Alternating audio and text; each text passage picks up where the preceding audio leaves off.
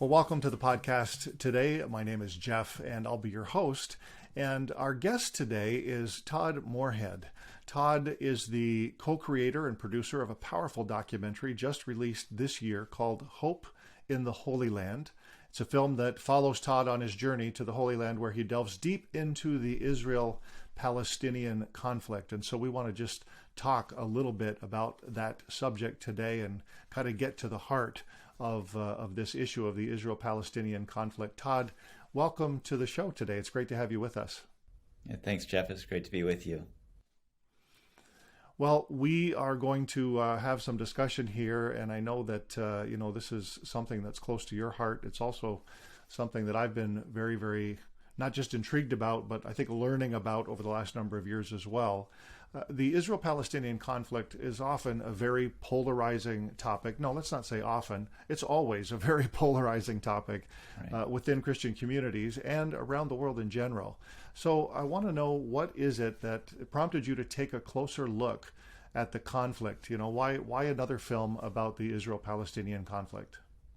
Yeah, co-creator and producer Justin Crone and I really felt that Israel had been unfairly portrayed, not only in the media, but also within the evangelical community with some of the films and documentaries they put out in the last decade. And we felt that there needed to be a film about the conflict that was much more balanced and truthful. So that's part one. And then the other part of it was that it is very natural for me, and it has been very natural for me to love the Jewish people. But I was challenged by somebody who said, well, what about the Palestinians?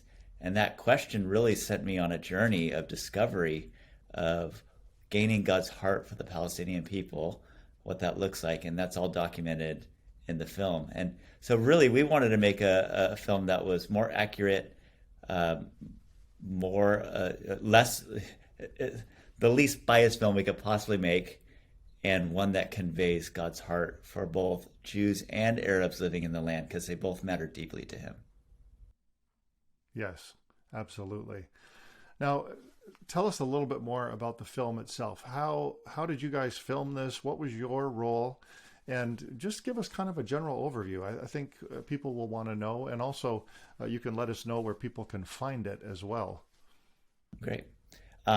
Yes, so I was one of the producers and creators, and I'm also the main character of the film that the story is told through. So we had the other producer creator, Justin Crone, and we set out a number of years ago. It was about 7 years ago that we actually thought of the idea that we saw a film. It was called With God on Our Side, and we thought, well, we have got to make a film to counter this.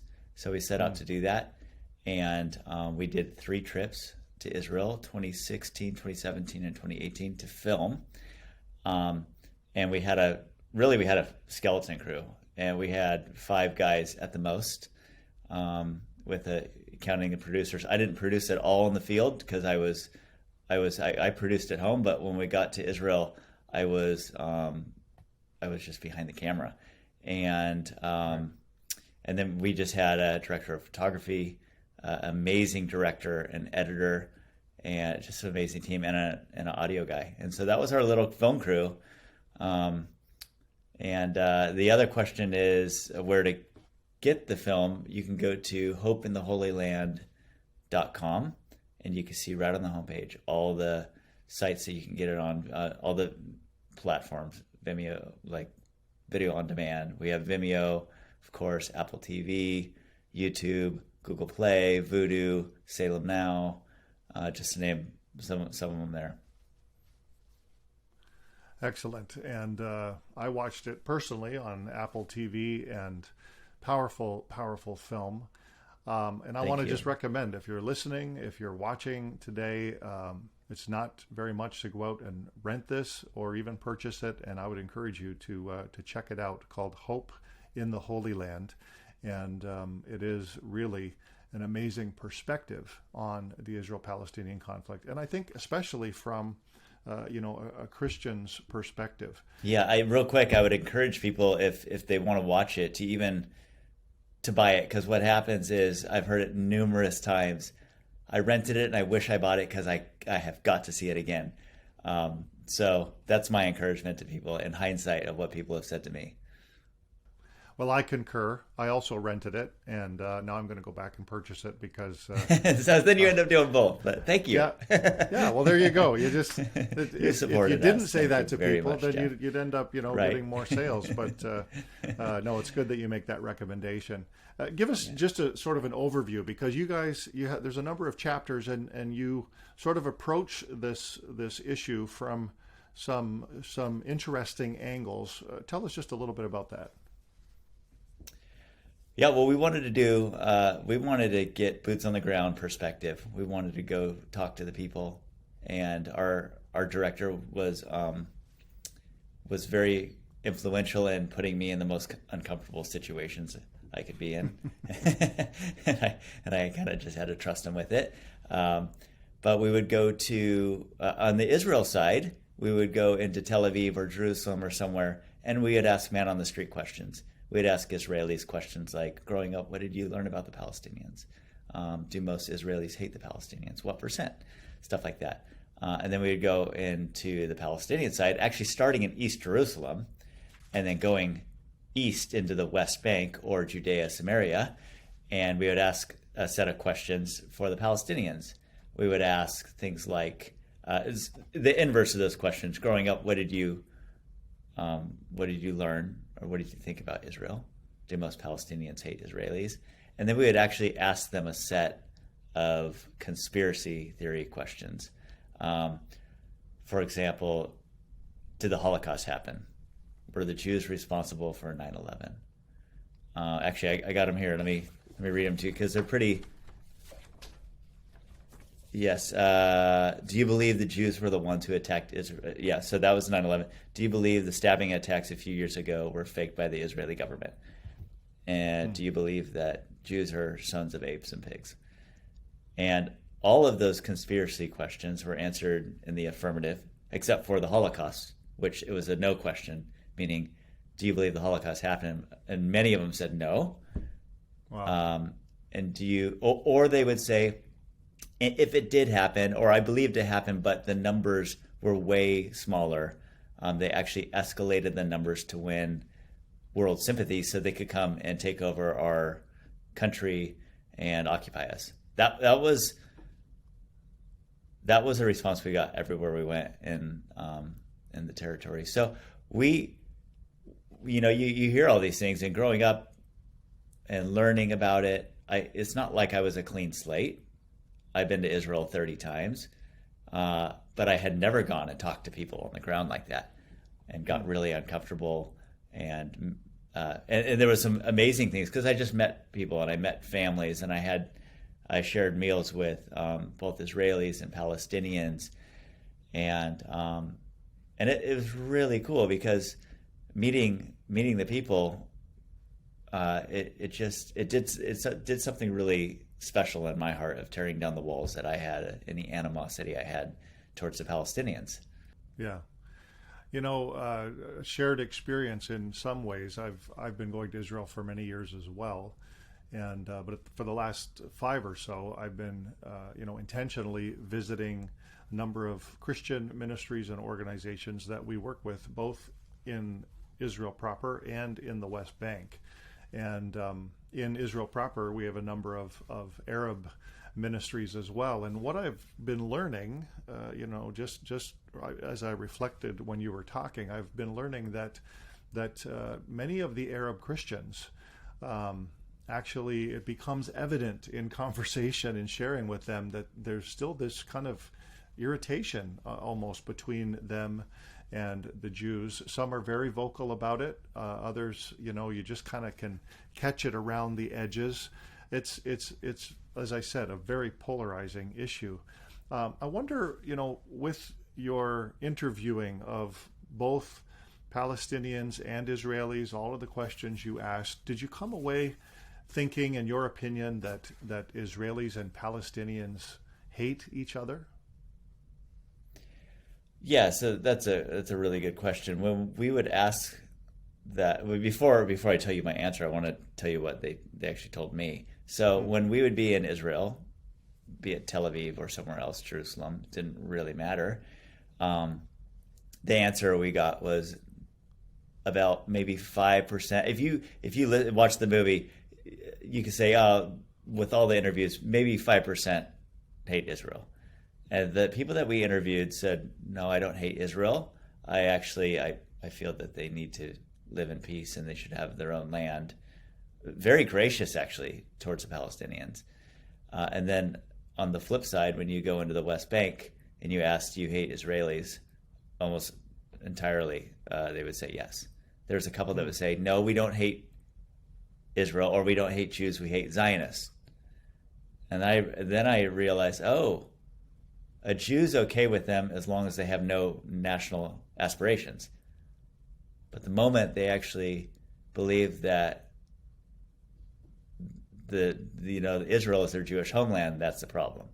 And so that was the more gracious side of their answer. The other was a flat out, yes, we hate them. And when you see the film, you'll see some pretty chilling interviews of people who just say they'll kill a Zionist or kill an Israeli if they get the chance. Fairly matter of fact. So to recap, that hate it's not equal. And what I think people do when people dip into the conflict, and let's say they do a film, but they don't want to be an expert in it. They want to do a film and they kind of dip in and dip out. I've noticed that they come away with, they're both really screwed up. It's kind of like this moral equivalency of like, Israelis have done this, Palestinians have done this. They both hate each other. End of the day. And it's just not the case. That's not the reality on the ground. Yeah. I think that's great clarification. And I'd say that's our experience as well. And when we talk, of course, we talk to many evangelical believers or Christian believers, and none of them would say they hate in either direction. But as I was mentioning, I do still pick up some angst sometimes back and forth, more from the Arab side than the Jewish side. But still, it's very, very intriguing to me. And as followers of Jesus, in my mind, things are fairly simple. But as I watched your movie, there was the one gentleman that you interviewed who talked about this other theology. I can't remember exactly the term he used, but they've Palestinian liberation theology. Palestinian liberation theology, and they've taken the Bible and they've kind of, in my mind, twisted it to sort of fit their narrative. And it's not on the list of questions, but what were your thoughts on that? Yeah, that became very apparent that they twist the Bible to fit their narrative. When I was interviewing the gentleman who represents Palestinian liberation theology, and it's just like liberation, it's really an offshoot of liberation theology that started, I believe, in South America.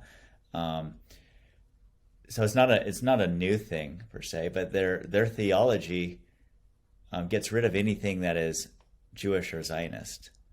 And so the gentleman actually said to me, he said, this is why we don't believe that the Exodus story is a liberating story. To liberate one people at the expense of another it didn't fit his theology. So He's got a real problem. He has to throw it out. It's very cheap. It's much like, it's much like the social justice movement that's going on, which is not a biblical social justice movement. It's a cultural one where culture tells you what to do, and if the Bible doesn't fit that, you throw it out, which I think Christians are slipping into. Yeah.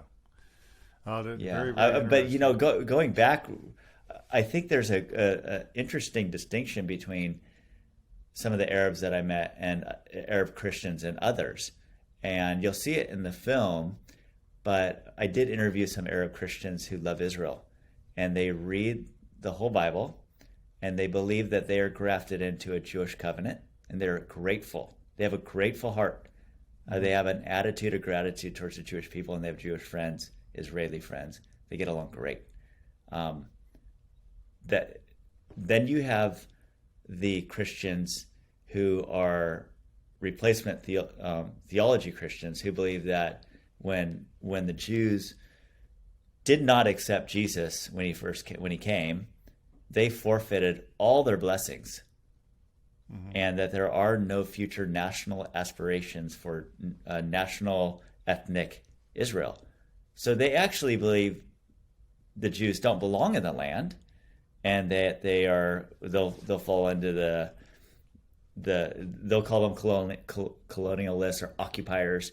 So there's a big difference when theology guides the way you interact with people. Mm-hmm. Yeah. Yeah, it is amazing. And I would say that, our experience has been, the Arab Christians who we work with are very much of the ilk and the belief that Israelis, that Jewish people belong in their Israel homeland, and that they are grateful to be part of God's covenant and supportive and so on. We really do appreciate the spirit in which they operate. Now here's the big question. Here's the $1 million question. Do you see the Palestinians as victims of injustice? And if so, what's the cause of Palestinian suffering in your perspective? Yeah, certainly. They are victims of injustice. I saw it with my own eyes, but the answer may surprise you of what I found. They are victims of their own corrupt government, being the Palestinian Authority and Hamas. So if you're in Gaza, you're under Hamas. They're victims of Hamas there. If you're in the West Bank, you're under the Palestinian Authority, the PA. They're both very corrupt. One is more probably corrupt than the other. And I don't know. I'm not sure. One's more violent than the other, but they're both violent as well. Right. So you have that. You have the radical Islamic ideology that dominates their society. They are now victims of that because that is perpetuating this conflict. Anti-Semitism is rampant in their culture, and they're becoming victims of that as well. And then lastly, the continued Palestinian rejection of living next to Jews. And all four of these things are perpetuating the conflict. They're causing Palestinians to say no to every peace deal ever proposed. And that goes way back. That goes before the state of Israel. Yep. And it's just making it worse. It's throwing fuel on the fire. So I don't believe that the Palestinians are so much oppressed by Israel. There are some things that happen for sure. I mean, I think you need to be honest that Israel's by no means perfect. No country is. They have some things that they need to do better, and you'll see that in the film. But by a long shot, the Palestinians are suffering because of their own culture. Yeah. No, and I completely agree. Israel isn't perfect. We've always said that in our conversations with people about this issue. But if we are looking at the big picture, I think about my theology professors when I was going through Bible college, and they would talk about understanding the Bible. They would say you can't just take an isolated scripture and sort of make that your theology. You have to look at the term was the whole counsel of God. Look at everything the Bible says, and then understand each scripture in the context that it's written and with the greater perspective of what the Bible says. And I think when we look at this issue, we have to be the same way. We can't just take isolated incidents and form opinions. We have to look at the entire picture and know that that overall, Israel is operating morally. They are operating as a democracy. They are operating with the human rights of their citizens in mind, all of those things. But yes, they're not perfect. And that this Palestinian suffering or injustice largely, almost exclusively, comes at the hand of their corrupt leadership. And I'm right there with you. When I first started to watch the movie, I was, a little uncomfortable. I was thinking, okay, are these guys going to come out and say, some things that I don't agree with or whatever? But as time went on, it was just amazing, the perspective that you bring, and it only helped to to underscore many of my own personal feelings. And as evangelical believers who love Israel, there is that tendency to despise the Palestinians, or to have cast aspersions that way, and always be negative, and some of those kind of things. And I've been guilty of that myself in earlier years, but there's nothing like going to the country in order to fully understand what's happening. And I think that you guys have depicted that in just an amazing way. Thank you. Now, you mentioned something when we were talking about liberation theology. You mentioned, that they would say they have no issues with Jews, only with Zionists. Help us with that that demarcation. What's the difference, and are there many Jews in Israel who would not consider themselves Zionists? Help us with that. So it wasn't said by a liberation theologian. It was just said by a Palestinian. It was one of the man on the street interviews where I heard this, and I heard it I think I heard it a couple times. So theoretically, I guess they would say, I don't hate Jews, but I hate Zionists. And what they're saying is, I hate those people who feel that this land is their homeland, and they want to have sovereignty over it, and I hate them. So it's kind of it's an interesting dynamic for sure. When I heard it, it was new for me. I didn't realize what was going on until it took a couple seconds. Oh, okay, I see. There's a line. So there are, and in Israel, you have plenty of Israelis who aren't Zionists. You have Israelis that are everything. And I think in every community you can find people who represent nearly every belief. And in the Jewish community, that's the same. There's some people in Israel, Jewish Israelis, that are against the state of Israel. So, go figure. But there are, but they live in a free society, and so they're allowed to express their opinions. So this it's just a very interesting dynamic. Yeah, it sure is, and it's amazing. Israeli democracy gives them the freedom to hold those views and express those views and believe the way that they do. And I think that's a real commendation for Israeli society in general. Now, let's talk about the settler issue. We have these quote unquote disputed territories, and settlers and settlements. How do they impact the peace process? Is Zionism a colonization movement, the way it's sometimes depicted in the media? Yeah. So I'll tell you what I found. Before all the filming trips, before I did the film, I would say I had a negative depiction of settlers. It wasn't overly it wasn't too negative, because I do love the Jewish people. I have a soft spot for them. But it was negative in the sense that, maybe they're bullies and they're, they walk around with their guns and they're causing all this trouble, and they just go stake out a hill and claim it for themselves, and they chop down Palestinian olive groves and that sort of thing. And that is there. That is, and you'll see in the film, that is a fringe movement within the society. But the settlers that I met, they were very nice, very caring. They actually engaged with their Palestinian neighbors, and they worked together, and they did business ventures together, and they more or less did life together.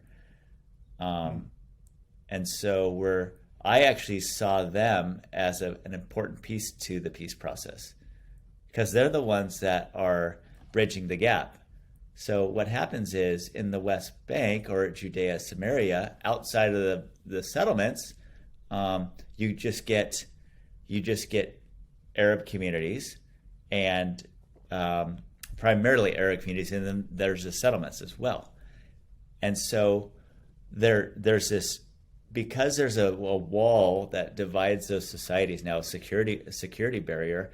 Palestinians don't often go into, or don't easily go into Israel. So there isn't this interaction anymore. Now there's a lot of workers that go in, but there's still not this interaction that used to be. So it's given this hatred is developed for Israelis, and they don't see them as people anymore. They see them as like caricatures. They're the other. They're the enemy. And what they do see often is just the soldiers, because they see a military force there. So they don't interact with Jews. Now, well, when you go into the settlements, you see, like in the film, we went to a couple different industrial areas, and where 75% of the workforce are Palestinians, and they're working for an Israeli company where they earn 5 times more the amount of money they would earn in a Palestinian company. And they really do life together. They work together every week. And so that brings an element of peace. When there's economic prosperity and there's interaction between each other and relationship, that brings peace. So I see the settlers as an intricate part of that, which you will not hear in the media. That the media would say the settlements are the problem, and they're actually taking up Palestinian land. Now that is an aspect of, they are taking up more land. But again, this is Judea and Samaria as well. This is historic biblical Judea and Samaria. Judea, it's like Judea. So there's two sides to that argument. And on the other side, you have Israel that has nearly 2 million Arab citizens living there, where they have full Israeli citizenship, and they benefit from the Israeli society. So there's plenty of interaction there. Why can't there be on the other side as well? Mm-hmm. I think you actually brought out another point that we want to just chat a little bit about when you talked about these industrial areas and the many Palestinians who work for Israeli companies, both in Israel proper and in the West Bank. Boycott, divestment, and sanctions. When we are boycotting these kinds of businesses, it's actually not only hurting Israelis, it's hurting Palestinians, right? I would say primarily it hurts Palestinians. Because with boycott, divest, and sanction, the Palestinians lose their jobs. So if there's international pressure to shut down an Israeli plant, those Palestinians lose their jobs. And where they were making amazing incomes, I talked to one guy you'll see in the film. He put his 3 daughters through university. Yeah. One guy was like 22, and he has a bigger house. He has a way bigger house than me, and he's only 22. And it's because he works in these Israeli-owned companies. So if you boycott that, and you say that you're actually boycotting it because you believe that the Palestinians are suffering, you're actually causing their suffering. So if you say you care about the Palestinians, you will not be behind boycott, divest, and sanctions. It is not a good thing. It doesn't accomplish the goals that they want, or maybe it does.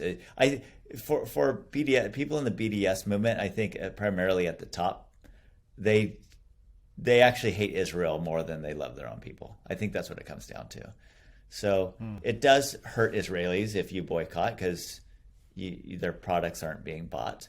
But if they're forced to move, like SodaStream was, then they'll just go somewhere else, maybe down to the Negev down south, and open up a different factory. Right. But it's a long ways now for the Palestinians who are working all those years at your factory, and now they don't have a job. Yeah, it's very, very tough. And you said something there that resonates. You said people at the top maybe hate Israel more than they love their own people. And often I find that BDS is more about the fury that can be generated, and the angst and the conflict and the what's the word I'm looking for? The protests and the anger. It's more about that, and sort of whipping people into that angry attitude towards the Jewish people. It's anti-Semitism is all it is. And it sometimes seems to be more about that than it is even about, boycotting products and hurting Israeli companies, in my estimation. And I agree. I think that what you just said, they hate Israel more than they love their own people. That's profound. And I think that if you're watching and listening today and you think BDS is a good idea, you need to really think about that statement, because it's not only Israeli companies or Jews who are hurting because of this. The Palestinians are hurting more because they have more to lose, and I think that's really kind of key in this discussion. Yeah, and we actually have. We lifted the BDS section out of the film. I mean, it's in the film, but we put it on our Facebook page for people to see that one section. So if you're interested in just learning about the BDS movement, go to Hope in the Holy Land, the Hope in the Holy Land Facebook page, and you can actually watch it there. It's really insightful. Perfect. Yeah, I recommend you go do that, because it really is an excellent part of the film, and you would learn a lot. Now you have we're going to wrap up here shortly. You've got a quote on your Hope in the Holy Land website from Elie Wiesel. It says, "I swore never to be silent whenever and wherever human beings endure suffering and humiliation. We must always take sides. Neutrality helps the oppressor, never the victim. Silence encourages the tormentor, and never the tormented." What does this quote mean to you personally in relationship to the Israeli-Palestinian conflict and all that you've learned? Yeah, it's a really good quote. So the film wants to give voice to those Palestinians who are suffering and who are willing to tell the truth of why they're suffering. For those reasons, the corrupt government, all that stuff that we talked about. So to give platform and put eyes on that, let the world see what's really going on, that's part of being for the oppressed. I think that we need to stand for truth at the same time. So if the Palestinian narrative says, no, we're occupied by Israel and that's why we're suffering, well, I don't believe that's true, but I love them and I want to help them. So we want to get that out there. So that's one of the aspects of the film. And then on the other side, the world is mounting once again against Israel. And we saw that in the last conflict in May, where Hamas is almost seen as a like an underdog kind of Robin Hood or something. I don't know. It's just really, really messed up. And Israel is really being portrayed as that evil occupier. That is wrong. It's very anti-Semitic. And I believe it's much like, prior to the Holocaust. As Christians, we need to rise up. We need to speak out. We need to speak the truth, and we need to share God's heart for both people in truth. Excellent. And now, having gone through this whole sort of dialogue, discussion, documentary, what side did you come out on? How has your perspective changed? Yeah, well, it's been changed. My perspective primarily changed with my heart towards the Palestinians. And I'm still on this journey. It's going to be a lifelong journey. But God has changed my heart towards them and how I see them, how I view them. And it went from more of a animosity, because they hate my friends, right? The enemy of your friends is you could be your enemy. You can see them that way, and that's how I saw them. And now it's more of like I have a burden. I have a burden for them. They've been duped. We as a believer, I believe strongly in the spiritual realm, and I believe that Satan hates anything that God loves. Right. He loves the Jews, and he also loves the Palestinians as much. They're the same. Yeah. But he wants to confuse people, and he wants to bring out that hatred. And so, I just it's my heart towards the Palestinians has really changed. Now towards Israel, there were some changes towards the settlers, I would say, and seeing is believing, and meeting the settlers, and seeing their lifestyle and their interaction with Palestinians really changed my perspective of them as well. But I still love the Jewish people very much. It's very much a part of my life. That didn't change one bit. And I love the Palestinians more than I did before, and I'm loving them more. So it's I would say it's a really important journey, and I noticed that I'm not unique, and I think you said that you kind of felt that same way at times towards Palestinians. I have found that Christians who love Israel most often don't have God's heart for the Palestinians as well. They kind of see them as whatever, the enemy possibly, and so the challenge is to my own camp to gain God's heart for the Palestinians, and then for the those who call themselves Christians and do not have God's heart for Israel and think they're evil occupiers and all that whole narrative. This film will challenge you in that, to gain God's heart for Israel. Yeah, it challenges both sides. We try to really make everybody mad. No, just kidding. Well, that makes it a very balanced approach, and I think that's kind of the genius of this film, and really commend you guys for doing it. We actually talked to Justin as well on one of these podcasts, and had a great conversation with him too. Todd, is there any hope for peace in the Holy Land?